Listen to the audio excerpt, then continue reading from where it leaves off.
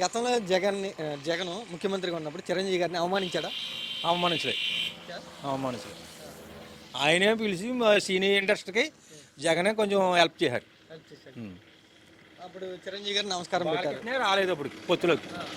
చిరంజీవిలు వీళ్ళందరూ కూడా వచ్చిన వాళ్ళే. మహేష్ బాబు కానీ ప్రభాస్ కానీ వీళ్ళందరూ వచ్చిన వాళ్ళే. మరి అప్పుడు ఎందుకని పవన్ కళ్యాణ్ అలా అన్నారు? అప్పుడు ఎందుకని మా అన్నయ్యని అవమానించారు?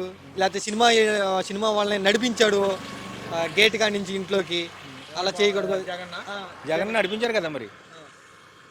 జగన్ నడిపించారు వీళ్ళు అదే గేట్ కాడి నుంచి.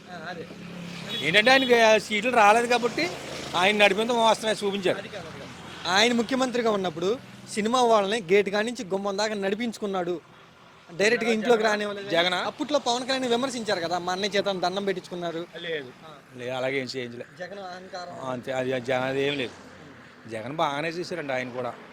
ఎవరిని విమర్శించలేదు, అందరం వాళ్ళని కానీ చూసారు. ఆ పార్టీ ఈ పార్టీ అని ఏం చూడలేదు. కోనసీమలో వైసీపీ పార్టీ సీట్లు రాకపోవడానికి, ఘోరంగా ఓడిపోవడానికి కారణం ఏంటి? అదైతే మనకు తెలియదు, కానీ నిజంగా అయితే మాత్రం అందరూ కూడా జగన్కి వేసామన్న వాళ్ళే తప్ప రెండో ఓడు కూడా దీనికి వేసామని అనలేదు.